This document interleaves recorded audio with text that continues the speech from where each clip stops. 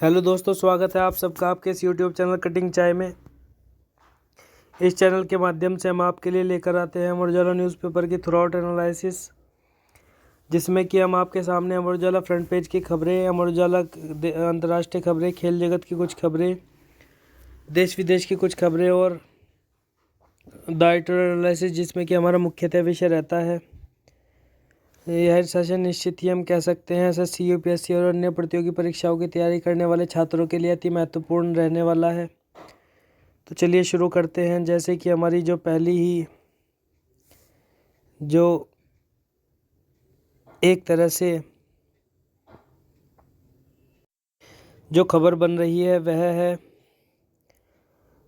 जो हम कह सकते हैं कि सदन एक तरह से पूरी तरह से ठप रहा था कल भी और आज भी, जिसमें कि राहुल गांधी से एक तरह से माफ़ी मांगने के लिए सदन ने कहा है और दूसरे दिन भी संसद नहीं चलने दी गई है, जिसमें कि राहुल गांधी के ऊपर कार्रवाई की मांग की गई है, उनसे माफ़ी मांगने के लिए कहा है। जिसमें कि पीयूष गोयल, जो कि राज्यसभा के सदस्य भी हैं और नेता भी हैं, उन्होंने कहा है कि राहुल गांधी का विदेश में संसद पर आरोप लगाना दुर्भाग्यपूर्ण है।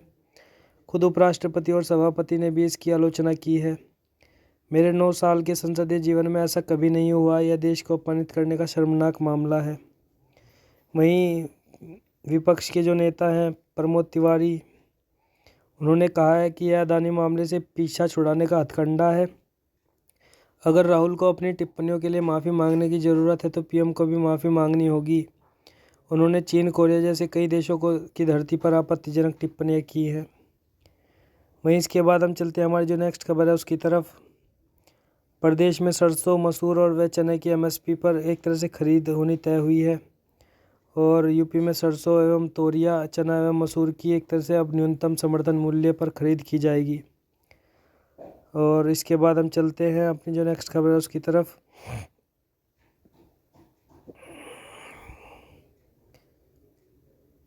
एक जो हमारी नेक्स्ट खबर 9वें माह भी एक तरह से राहत, 25 महीने के निचले स्तर पर थोक महंगाई चली गई है, जिसमें कि 3.85 घटकर थोक मूल्य सूचकांक आधारित महंगाई दर फरवरी में रही है। वहीं इसके बाद जो हमारी नेक्स्ट खबर है वह है सुरेखा यादव ने वंदे भारत एक्सप्रेस चलाकर एक तरह से इतिहास रचा है और एशिया की पहली महिला लोको पायलट सुरेखा यादव एक तरह से बनी है। वहीं इसके बाद हम चलते हैं हमारी जो नेक्स्ट खबर है उसकी तरफ, जो कि अंतर्राष्ट्रीय जगत की तरफ से है। तो अमेरिका, ऑस्ट्रेलिया व ब्रिटेन में एटमी पनडुब्बी एक तरह से जो सौदा हुआ है, तो हिंद प्रशांत क्षेत्र में एक तरह से चीन के आक्रामक रवैये पर लगाम लगाने की जिसमें कि कोशिशें तेज की गई हैं और हिंद प्रशांत क्षेत्र में चीन के आक्रामक रवैये को देखते हुए अमेरिका ने उस पर लगाम लगाने की कोशिशें तेज कर दी हैं। इसके लिए अमेरिका, ऑस्ट्रेलिया और ब्रिटेन ने परमाणु संचालित पनडुब्बी को लेकर ऐतिहासिक सौदे की घोषणा की है और यह घोषणा तीनों देशों के राष्ट्राध्यक्षों ने सैन डिएगो में एक शिखर बैठक में भाग लेने के बाद की है, जिसका मकसद एक तरह से हिंद प्रशांत क्षेत्र में चीनी आक्रामक रवैये का मुकाबला करना है। वहीं इसके बाद हम चलते हैं हमारी जो नेक्स्ट खबर है उसकी तरफ। इमरान को गिरफ्तार करने पहुंची पुलिस व समर्थकों में एक तरह से हिंसक जो झड़प देखने को मिली है। तो इमरान खान, जो कि पाकिस्तान के प्रधानमंत्री हैं, तो उन्हें पूर्व प्रधानमंत्री भी हम कह सकते हैं, तो उन्हें पुलिस गिरफ्तार करने के लिए पहुंची थी उनके आवास पर।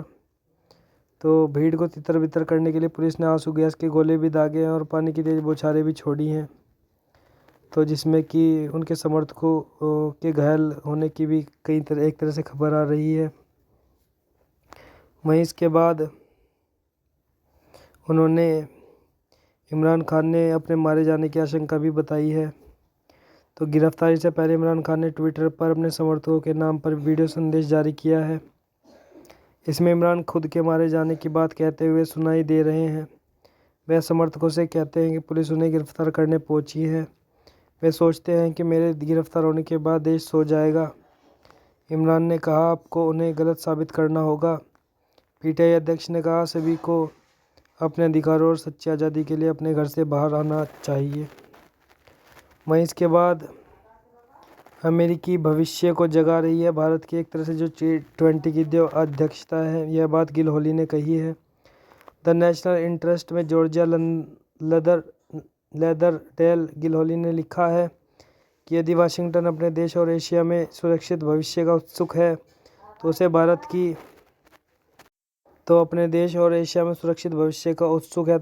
G20 अध्यक्षता को एक जगाने वाली घंटी के रूप में लेना चाहिए। उन्होंने कहा कि G20 में कई एशियाई देश शामिल हैं और भारत की अध्यक्षता निश्चित रूप से जापान व दक्षिण कोरिया जैसे अमेरिकी गठबंधन वाले देशों को सहयोग का मंच प्रदान करेगी। वहीं इसके बाद हम चलते हैं अपनी जो नेक्स्ट खबर है उसकी तरफ। 10,000 कर्मियों की छंटनी एक तरह से फेसबुक करने जा रही है, जिसमें कि 5,000 भर्तियां भी घटाई गई हैं और 4 माह में 26,000 नौकरियां ख़त्म की जाएंगी, जिसमें कि तो फेसबुक द्वारा यह कदम उठाया जाएगा। शिक्षक भर्ती घोटाला जो है शून्य के हो गए हैं, एक तरह से 54 और एक वाले को 56 अंक मिले हैं। तो जो शिक्षक भर्ती घोटाला हम कह सकते हैं, तो एसएससी का जो मामला नज़र आया है, तो जिसमें हम कह सकते हैं 0 अंक वाले को एक तरह से 54 अंक मिले और एक वाले को 56 अंक। तो ये किस प्रकार हो सकता है, तो भ्रष्टाचार का मामला नज़र आता है। वहीं इसके बाद हम चलते हैं अपनी खेल जगत की खबर की तरफ। खेल जगत की खबर में लंबे समय से टेस्ट में बड़ी पारी न खेलने का दर्द सता रहा था कोहली को, तो भारत के स्टार बल्लेबाज विराट कोहली का कहना है कि टीम इंडिया के लिए लंबे समय से टेस्ट मैचों में बड़े स्कोर न कर पाने का दर्द उन्हें सता रहा था और अपेक्षाओं का दबाव भी बढ़ रहा था। तो 3 साल बाद लगा है विराट का टेस्ट में शतक, इससे पहले नवंबर 2019 में लगाया था। वहीं मुंबई की लगातार 5वीं जीत गुजरात की 55 रन से हराया है, जिसमें कि जो वीमेंस हम कह सकते हैं एक तरह से आईपीएल जो हो रहा है, तो हरमनप्रीत ने जिसमें कि 30 गेंदों में 51 रन बनाए और 7 चौके और 2 छक्के भी जड़े हैं। वहीं हम चलते हैं भारत के खिलाफ वनडे सीरीज में एक तरह से स्मिथ कमान संभालने वाले हैं और वार्नर की जिसमें वापसी होने वाली है। तो भारत के खिलाफ 17 मार्च से शुरू होने वाली 3 एकदिवसीय अंतर्राष्ट्रीय महामुकाबले की श्रृंखला में स्टीव स्मिथ ही ऑस्ट्रेलिया की टीम की कमान संभालेंगे। वहीं इसके बाद हम चलते हैं अपनी जो नेक्स्ट खबर है,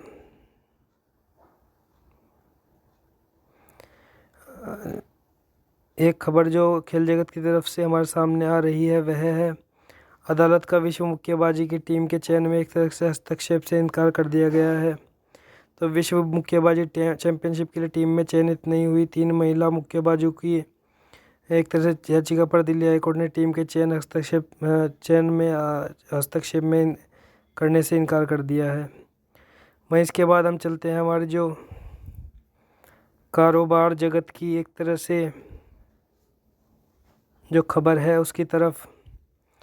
एसवीबी के स्टार्टअप एक तरह से भारतीय बैंकों में ट्रांसफ़र पैसे करेंगे, जिसमें कि RBL bank, Kotak Mahindra, axis, HSBC और आईसीआईसीआई बैंक भी खुल सकते हैं खाते। तो अमेरिका के सिलिकॉन वैली बैंक के जमाकर्ता भारतीय स्टार्टअप अब अपने पैसे भारतीय बैंकों में ट्रांसफ़र करने की प्रक्रिया शुरू कर दिए हैं। वहीं वित्त मंत्रालय के समक्ष समस्याओं को एक तरह से आईटी मंत्रालय उठाएगा। और सोना वहीं 480 बढ़कर 57,000 पर पहुंच गया है और चांदी 2,150 रुपये महंगी हो गई है। वहीं थोक महंगाई में भी राहत मिलने हमें नज़र आ रही है और फरवरी में घटकर 25 माह के निचले स्तर पर यह पहुंच गई है, जिसमें कि 3.81 पर पहुंच गई थी खाद्य वस्तुओं की महंगाई दर फरवरी में और 3.85% रह गई थी। WPI महंगाई जनवरी 2021 में 2.51% रही थी। वहीं इसके बाद हम चलते हैं हमारी जो नेक्स्ट देश विदेश की खबर है उसकी तरफ। लालू परिवार को ज़मीन बेची तो बदले में मिली रेलवे में नौकरी। तो जो रेलवे भर्ती घोटाला हम कह सकते हैं जो कि लालू यादव द्वारा किया गया था, जिसमें कि राबड़ी देवी को एक तरह से गिरफ्तार किया गया है, जिसमें कि हम कह सकते हैं कि छात्रों से ज़मीन लेकर उन्हें नौकरी रेलवे में दी गई थी। तो उसी पर यह एक तरह से जो जांच अभी चल रही है। तो अभी उसके नतीजे भी सामने आने बाकी हैं।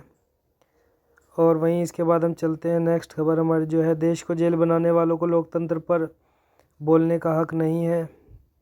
यह बात ब्रिटेन में एक तरह से भारतीय लोकतंत्र पर की गई कांग्रेस नेता राहुल गांधी की टिप्पणी पर राष्ट्रीय स्वयंसेवक संघ ने निशाना साधते हुए कही है। वहीं इसके बाद हम चलते हैं हमारी जो नेक्स्ट जो खबर है उसकी तरफ। स्मार्टफोन को ज़्यादा सुरक्षित बनाएगी सरकार और हटा सकेंगे पहले से इंस्टॉल ऐप। तो स्मार्टफोन को एक तरह से सुरक्षित बनाने के लिए उपाय निरंतर किए जा रहे हैं और फ़ोन से जासूसी और नागरिकों के निजी डाटा के चोरी का जो मामला है वह देश की सुरक्षा का मामला भी एक तरह से बन गया है और नए नियम एक तरह से जो बनाए जा रहे हैं और प्रयोगशाला में फ़ोन जांचे भी जाएंगे। और स्मार्टफ़ोन में चीनी कंपनियों का एक तरह से जो दबदबा बना हुआ है, जिसमें कि हम कह सकते हैं 50% शाओमी, BBK इलेक्ट्रॉनिक्स के, वीवो और ओप्पो के फ़ोन हैं, और जबकि यहाँ चीनी कंपनियां हैं और 20% दक्षिण कोरियाई कंपनियां हैं सैमसंग की, और 3% एप्पल के फ़ोन बेचे जा रहे हैं। दूसरा सबसे बड़ा स्मार्टफ़ोन बाज़ार है भारत इस समय दुनिया में। तो देश की सुरक्षा का मामला भी इसमें हम कह सकते हैं। तो निश्चित ही फ़ोन की जांचने की जो कार्यवाही है वह निश्चित ही होनी चाहिए। तो डेरा सच्चा सौदा अब किसी राजनीतिक पार्टी का खुलकर नहीं समर्थन करेगा, यह बयान डेरा प्रमुख ने पॉलिटिकल विंग को भंग किया है और अनुयायियों को संदेश दिया गया है इसके द्वारा। वहीं भोपाल गैस त्रासदी, एक तरह से पीड़ितों को मुआवजा नहीं मिलेगा, तो सुप्रीम कोर्ट ने केंद्र की याचिका खारिज कर कहा है कि समझौते के दशकों बाद मामले पर विचार करने से भानुमति का पिटारा खुल जाएगा। एक तरह से जो पीड़ितों को अतिरिक्त मुआवजा नहीं मिलने का जो मामला है, भोपाल गैस त्रासदी हम जानती हैं, जिसमें कि किस प्रकार से भोपाल में जो गैस लीक हो गई थी और उससे कितने मजदूरों की एक तरह से जान चली गई थी। तो उसमें मुआवजे की एक तरह से अतिरिक्त मुआवजा देने के लिए सुप्रीम कोर्ट ने मना कर दिया है। वहीं इसके बाद यात्रियों को न लूटने के लिए एयरलाइंस जो अपने टिकट की जो दरें हैं उसे अपनी एक तरह से सीमा में बांधने का प्रयास करें। तो इस प्रकार की एक तरह से संसदीय समिति ने इस पर कहा है कि पर्यटन सीजन में टिकटों के दाम बढ़ने की शिकायतें आ रही हैं। तो निश्चित ही हम कह सकते हैं कि जो एयरलाइंस हैं उन्हें अपने टिकटों के दामों को नियंत्रित करने की ज़रूरत जो देखी जा रही है। वहीं इसके बाद हम चलते हैं हमारी जो एडिटोरियल एनालिसिस है उसकी तरफ। तो एडिटोरियल एनालिसिस में जैसे कि हमारी पहली एनालिसिस जो है वह है जो 59,000 शिक्षक भर्ती का मामला है, जिसमें कि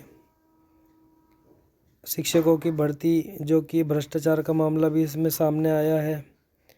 तो जिसमें हाई कोर्ट ने हस्तक्षेप करते हुए एक तरह से हम कह सकते हैं कि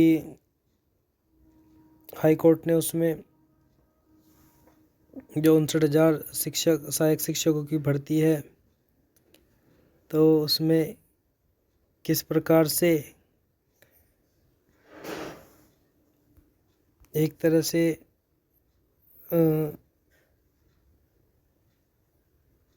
अगर हम कहें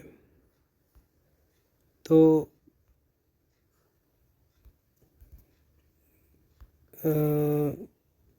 जिसमें जवाबदेही भी एक तरह से तय हाई कोर्ट ने करने की बात कही है और किस प्रकार से भ्रष्टाचार का मामला जो 59,000 सहायक शिक्षकों की भर्ती में सामने आया है और जवाबदेही भी तय हुई, यह बात हाई कोर्ट ने कही है। तो उत्तर प्रदेश में शिक्षकों की भर्ती में धांधली का आरोप लगाने वाले आरक्षित वर्ग के अभ्यर्थियों के लिए इलाहाबाद उच्च न्यायालय के लखनऊ बेंच का फैसला बड़ी राहत देने वाला है, जिसमें अदालत ने 100 से अधिक याचिकाओं का निपटारा करते हुए 59,000 सहायक शिक्षकों की भर्ती से संबंधित सूची को 3 महीने के अंदर संशोधित करने के आदेश दिए हैं। और उच्च न्यायालय की एक जज की बेंच ने इसके साथ ही 5 जनवरी 2022 को जारी 6800 शिक्षकों की चयन सूची को भी रद्द कर दिया है। यह फैसला देश के सबसे बड़े सूबे में शिक्षक भर्ती में बरती गई संवेदनहीनता और अनियमितताओं को ही दिखाता है। दरअसल पिछली अखिलेश सरकार के समय 1,37,000 शिक्षा मित्रों को सहायक शिक्षकों के रूप में समायोजित किया गया था, जिसे बाद में सुप्रीम कोर्ट ने रद्द कर दिया था। इसके बाद सूबे में सरकार बदल गई और फिर सुप्रीम कोर्ट ने योगी आदित्यनाथ के नेतृत्व वाली नई सरकार को इन पदों पर भर्ती के लिए आदेश दिए और 2018 से इन पर 2 चरणों में भर्ती प्रक्रिया शुरू की गई। इस पर विवाद तब शुरू हुआ जब दूसरे चरण में भर्ती के दौरान आरक्षित वर्ग के 18,000 से अधिक अभ्यर्थियों को सामान्य वर्ग के लिए निर्धारित अंक से भी अधिक अंक हासिल करने के बावजूद आरक्षण नियमों को ताक पर रखकर आरक्षित वर्ग की सूची में शामिल किया गया। हैरत की बात यह है कि सरकार की ओर से दावा किया जाता रहा है कि इस सूची नियमों के आधार पर जारी हुई है, जबकि अभ्यर्थियों ने दावा किया है कि अन्य पिछड़ा ओबीसी वर्ग को तय 27% आरक्षण के उलट सिर्फ 3.86% आरक्षण ही दिया गया और इन विसंगतियों का खामियाजा हजारों अभ्यर्थियों को भुगतना पड़ा है, जिन्हें दूर करने के लिए उन्हें सड़क से लेकर अदालत तक संघर्ष करना पड़ा है। यह स्थिति तब है जब राज्य के बेसिक शिक्षा मंत्री ने खुद ही विधानसभा को बताया था कि सूबे में शिक्षकों को 51,000 पद रिक्त हैं, लिहाजा राज्य में मुफ्त एवं अनिवार्य बाल शिक्षा अधिनियम 2009 के तहत तय छात्र शिक्षक अनुपात भी कम है। निसंदेह उच्च न्यायालय के फैसले ने गलती सुधारने का मौका दिया है, लेकिन शिक्षकों की भर्ती प्रक्रिया की विसंगतियों को दूर करने के साथ ही इसके लिए जिम्मेदार लोगों की जवाबदेही भी तय होनी चाहिए। तो इस प्रकार से निश्चित ही इस शिक्षक भर्ती घोटाले में हम कह सकते हैं जो निश्चित ही जवाबदेही तय होनी चाहिए अधिकारियों की। और इसके बाद हम चलते हैं जो पत्रलेखा चटर्जी हैं, जो वरिष्ठ पत्रकार हैं, उन्होंने एक युवाओं पर निवेश करने की एक तरह से ज़रूरत जो बताई है, तो उस पर एक एनालिसिस लिखने का प्रयास किया है। तो चलिए शुरू करते हैं। जैसे कि वर्ष 2024 के लोकसभा चुनाव से पहले हम तेज़ी से बदलती नई विश्व व्यवस्था में भारत की महत्वपूर्ण भूमिका के बारे में बहुत कुछ सुन रहे हैं। हम संभावित जनसांख्यिकी लाभांश के बारे में भी बहुत कुछ सुनेंगे। अपनी युवा आबादी के साथ भारत आने वाले वर्षों में सबसे तेज़ी से बढ़ती प्रमुख अर्थव्यवस्था बनने की राह पर है, जबकि बुजुर्गों की आबादी वाले चीन में वर्षों के तेज विस्तार के बाद अब अर्थव्यवस्था में धीमी वृद्धि दिखने की संभावना है। निसंदेह भारत को युवा आबादी अवसरों की एक विशाल खिड़की प्रदान करती है, लेकिन कुछ तल्ख सच्चाइयाँ भी हैं जिनकी हम उपेक्षा नहीं कर सकते। यह जरूरी नहीं है कि विशाल युवा आबादी होने भर से हमें जनसांख्यिकी लाभांश मिले। इसके लिए हमें अपने युवाओं पर निवेश करने की ज़रूरत है। हमारे देश में डिजिटल विभाजन सबसे प्रमुख मुद्दों में से एक है और शहरों व गांवों में रहने वाले लोगों, पुरुषों व महिलाओं के बीच और देश के विभिन्न इलाकों में सूचना एवं संचार प्रौद्योगिकी कौशल के क्षेत्र में इस विभाजन को देखा जा सकता है। सतत विकास लक्ष्यों की निगरानी प्रक्रिया के तहत राष्ट्रीय नमूना सर्वेक्षण कार्यालय ने जनवरी 2020 से अगस्त 2021 के बीच 2,76,409 भारतीय परिवारों में एक बहुसूचक सर्वेक्षण किया है और हाल ही में जारी उस सर्वे रिपोर्ट में कई मुद्दों पर दिलचस्प आंकड़े दिए गए हैं। यहाँ 15 से 24 वर्ष की आयु के युवाओं पर कुछ तथ्य दिए जा रहे हैं जिन्होंने ICT कौशल क्षमता के बारे में बताया है। कुल मिलाकर NSSO सर्वेक्षण बताता है कि सरकार की तमाम सुविचारित योजनाओं के बावजूद हमारे युवाओं का एक बड़ा हिस्सा ऑनलाइन काम करने या अध्ययन करने के लिए तैयार नहीं है।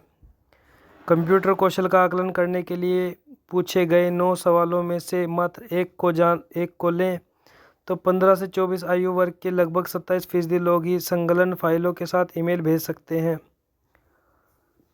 जबकि यह आधुनिक दुनिया में एक बुनियादी कौशल है। लेकिन जब आप देश के भीतर की असमानताओं को देखते हैं तो स्थिति और विकट हो जाती है। इसी आयु वर्ग की ग्रामीण महिलाओं के लिए यह आंकड़ा 15.9% है, जबकि शहरी महिलाओं के लिए यह आंकड़ा 43.3% है। इस मामले में ग्रामीण और शहरी महिलाओं की तुलना में ग्रामीण और शहरी पुरुषों की स्थिति कहीं बेहतर है। शहरी ग्रामीण या स्त्री पुरुष विभाजन या समानता के एकमात्र बिंदु नहीं है। यदि आप रिपोर्ट को समग्रता में देखें तो ऐसी तालिकाएं हैं जो राज्यों के बीच भारी अंतरों को प्रकट करती हैं। केरल में 15 से 24 आयु वर्ग के बीच के 73.5% ग्रामीण पुरुष संलग्न फाइलों के साथ ईमेल भेजना चाहते हैं। असम में यह आंकड़ा 14.4% है, उत्तर प्रदेश में 13.2% है, तमिलनाडु में 49.9% है। 15 से 24 वर्ष के 76% शहरी पुरुष संलग्न फाइलों के साथ ईमेल भेज सकते हैं। उत्तर प्रदेश में यह आंकड़ा 35% है, तो तमिलनाडु में यह आंकड़ा 59.6% है। ग्रामीण भारत में 15 से 24 आयु वर्ग की युवा लड़कियों की स्थिति भारी असमानताओं को दिखाती है। केरल में 74.1% युवतियाँ संलग्न फाइल के साथ ईमेल भेज सकती हैं। इसकी तुलना यदि ग्रामीण असम से करें तो वहाँ यह आंकड़ा मात्र 9.7% है। तो एनएसओ सर्वेक्षण में कई अन्य संकेतक भी प्रदान करता है। ये सभी बताते हैं कि सभी युवाओं के लिए समान अवसर उपलब्ध नहीं है और यह उन अवसरों में परिलक्षित होगा जिनका वे कामकाजी दुनिया में एक तरह से लाभ उठा सकते हैं। इसके पीछे कई कारण हैं। निर्धन राज्यों में हर परिवार के पास कंप्यूटर या एक से अधिक सेलफोन नहीं होते हैं और इन उपकरणों तक पहुंच भारतीय युवाओं के बीच आईसीटी कौशल में भारी असमानताओं का एक कारण हो सकती है। शिक्षा तक पहुंच में भी भारी विभाजन है। एनएसएसओ के ये नवीनतम आंकड़े अंतराल को पाटने की जरूरत को आधिकारिक स्वीकृति देते हैं, लेकिन इस समस्या को पहले भी हरी झंडी दी गई है। एक प्रमुख think tank the observer research foundation के अनिबान शर्मा और चंदोला बसु की वर्ष 2022 की रिपोर्ट में डिजिटल परिवर्तन के लिए भारत सरकार के प्रमुख कार्यक्रम डिजिटल इंडिया मिशन द्वारा की गई पहल को स्वीकार किया गया है और युवाओं को आईटीएस क्षेत्र में रोजगार के अवसरों का लाभ उठाने के लिए आवश्यक कौशल प्रशिक्षण प्रदान किए गए हैं। लेकिन इसने कुछ प्रमुख चुनौतियों को भी रेखांकित किया है। फाउंडेशन की रिपोर्ट में कहा गया है कि कंपनियों ने श्रमिकों के लिए जरूरी कौशल में बढ़ते अंतराल के बारे में चिंता व्यक्त की है। वर्ष 2020 में भारतीय कंपनियों ने कौशल की कमी को अपनी सबसे बड़ी बाधा माना था, जो उनके द्वारा महसूस की गई चुनौतियों का 34% है। वर्ष 2022 में यह बढ़कर 60% हो गया। उदाहरण के लिए गार्टनर के एक अध्ययन में पाया गया है कि भारतीय आईटी उद्योग अब प्रतिभा की कमी को उभरती प्रौद्योगिकियों को अपनाने के लिए सबसे महत्वपूर्ण बाधा के रूप में देखता है, जबकि 2024 के बाद 20 गुना मांग बढ़ने की उम्मीद है। यह रिपोर्ट डिजिटल कौशल अंतर को तत्काल खत्म करने की आवश्यकता पर बल देती है। इंडिया स्किल्स रिपोर्ट 2022 बताती है कि भारत के केवल 48.7% शिक्षित युवा ही रोजगार के योग्य हैं। जाहिर है, यदि भारत को अपनी क्षमता का एहसास करना है तो देश के कौशल परिस्थिति किसे इन अंतरालों को दूर करने के लिए और कदम उठाने चाहिए। लेकिन इस बात पर भी जोर देने की ज़रूरत है कि विभिन्न आईसीटी कौशल बुनियादी शिक्षा के शीर्ष पर आते हैं। केवल एक फ़ोन होने से आईसीटी कौशल प्राप्त नहीं होता है जिसकी कामकाजी दुनिया में मांग है। यदि युवा लड़के स्कूल छोड़ देते हैं तो वे आईसीटी सहित हर तरह से पिछड़ जाएंगे और देश के विभिन्न हिस्सों में युवाओं के बीच आईसीटी कौशल में भारी अंतर में भी शिक्षा में अंतराल को दर्शाता है। यह तस्वीर अवश्य बदलनी चाहिए। तो युवाओं पर निवेश करने की जो ज़रूरत बताई गई है वह निश्चित ही हम कह सकते हैं आज समय की मांग है। और इसके बाद हम चलते हैं अपनी छोटी सी कहानी की तरफ, जो हम सेशन के अंत में आपके सामने रखते हैं। निपुणता का परिचय जिसमें दिया गया है। तो अपने बड़े भाई बाली के अत्याचारों से सुग्रीव पीड़ित थे। बाली ने मद में चूर होकर सुग्रीव की पत्नी को उससे छीन लिया था। सुग्रीव को वन में छिपना पड़ा था और इसी समय भगवान श्री राम सीता की खोज करते हुए सुग्रीव के राज्य में पहुँचे। श्री राम की शक्ति और उनकी न्यायप्रियता से सुग्रीव सुपरिचित थे। उन्होंने अपने सचिव हनुमान को श्री राम के पास भेजकर बाली के उत्पीड़न से मुक्ति दिलाने की गुहार लगाने को कहा। हनुमान ने भगवान श्री राम को अपना परिचय देने के बाद सुग्रीव की समस्या प्रस्तुत की।